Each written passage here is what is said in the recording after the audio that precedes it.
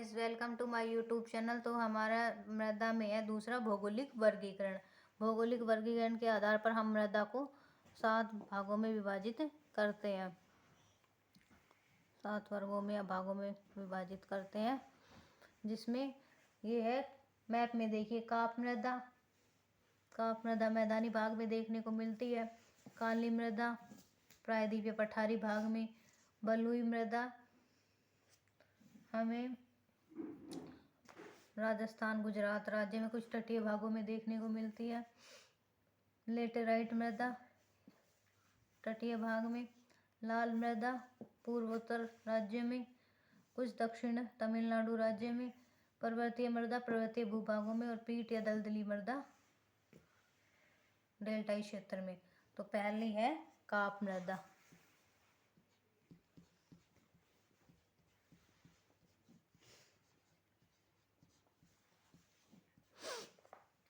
नदियों के द्वारा बहाकर लाई गई इस मिट्टी को जलोढ़ मिट्टी भी कहते हैं। काप मृदा को जलोढ़ मृदा भी कहा जाता है।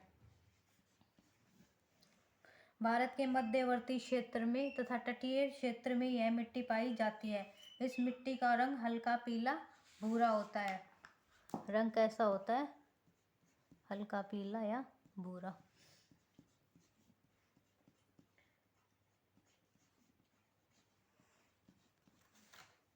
चूना, पोटाश तथा जीवाश्म की अधिकता के कारण यह मिट्टी अत्यधिक उपजाऊ होती है। पुरानी परत का हटना, नई परत का जमा होना इस मिट्टी की उत्पादकता बनी रहती है। काप मृदा को मुख्य रूप से 3 भागों में विभाजित करते हैं। 3 वर्गों में बांटते हैं काप मृदा को।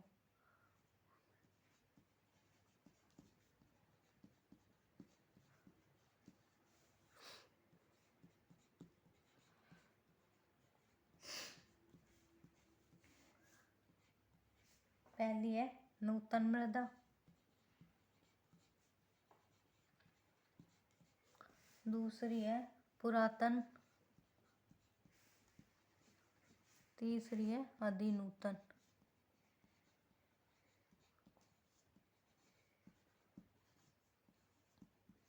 नूतन मृदा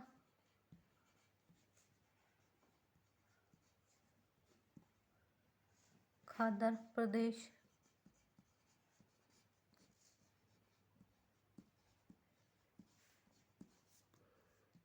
दूसरी है पुरातन मृदा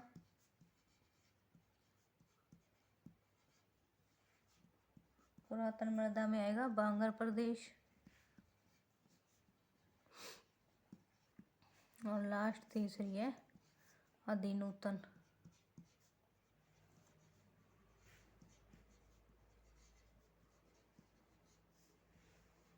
अतिनूतन मृदा जिसमें आएगा डेल्टाई प्रदेश।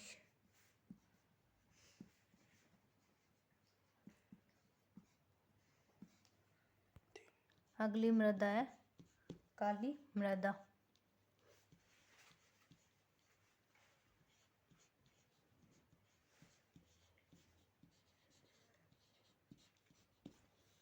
इस मिट्टी में कपास की काली मृदा या रेगुड़ मृदा भी कहा जाता है।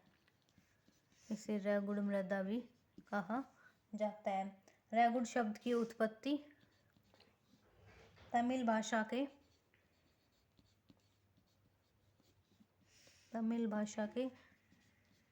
रैगदा शब्द से हुई है, जिसका शाब्दिक अर्थ काली कपास मृदा।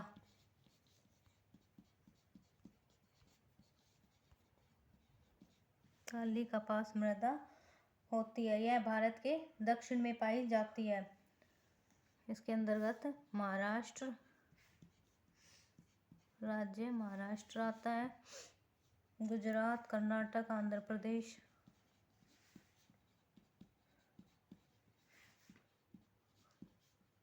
प्रदेश, राजस्थान का दक्षिणी भाग मिट्टी पाई जाती है। इस मिट्टी का सर्वाधिक विस्तार हमें महाराष्ट्र राज्य में देखने को मिलता है। इसमें मैग्नीशियम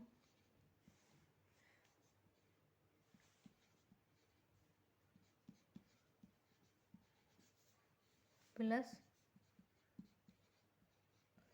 लोहा पाया जाता है। यह मिट्टी नमी को लंबे समय तक धारण करती है। बिना रासायनिक खादों के इसकी उर्वरता कई सालों तक बनी रहती है। इसलिए इस मृदा को स्वतः जुताई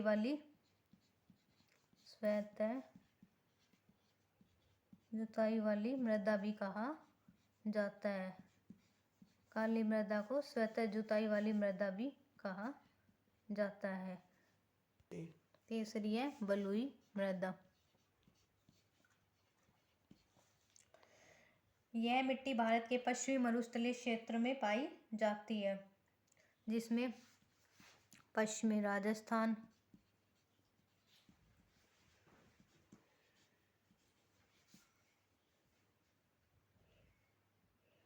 पश्चिमी गुजरात, दक्षिण पश्चिम पंजाब,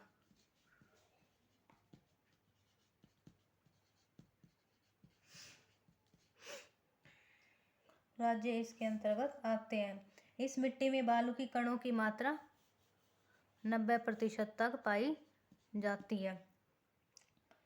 इस क्षेत्र में वर्षा की कमी तथा उपजाऊ तत्वों की कमी के कारण कृषि की दृष्टि से यह अनुपजाऊ मानी जाती है। कणों के मध्य अधिक स्थान होने के कारण इस मिट्टी में नमी को अधिक समय तक धारण करने की क्षमता कम पाई जाती है। क्षारीय प्रवृत्ति होने के कारण कृषि की दृष्टि से अनुपजाऊ मानी जाती है, लेकिन वर्तमान समय में इंदिरा गांधी नहर परियोजना के कारण कृषि कार्य संभव हुआ है। अगली मृदा है लेटेराइट मृदा।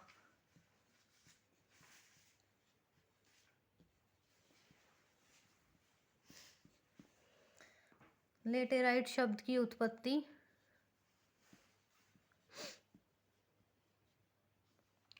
लेटेराइट शब्द लैटिन भाषा के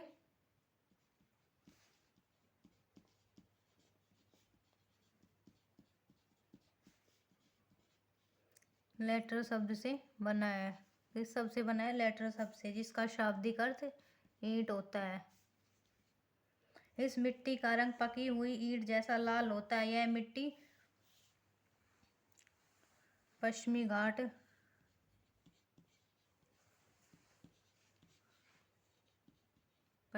में राज्य हैं केरल, महाराष्ट्र, ओडिशा।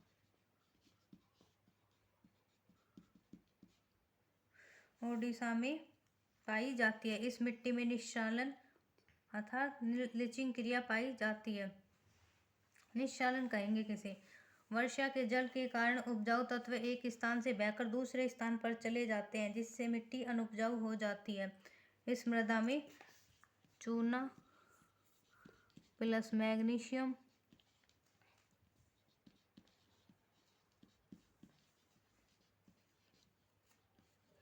प्लस नाइट्रोजन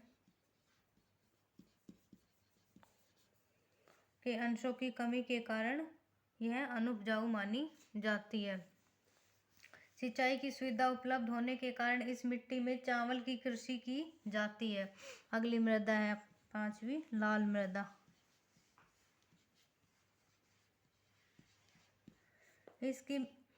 इस मिट्टी में लौहांश की मात्रा सर्वाधिक पाई जाती है। ऑक्सीकरण की क्रिया के कारण ही इस मिट्टी का रंग लाल होता है। यह दक्षिणी एमपी, छोटा नागपुर का पठार,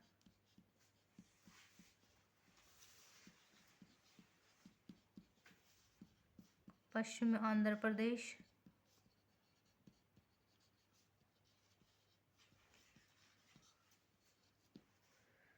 तथा तमिलनाडु राज्य में यह मृदा पाई जाती है।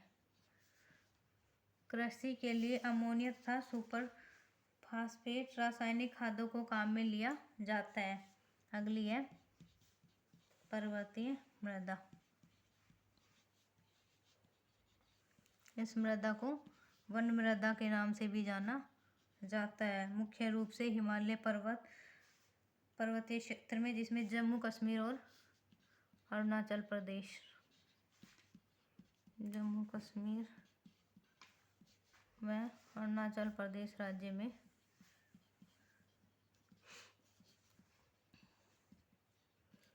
पाई जाती है।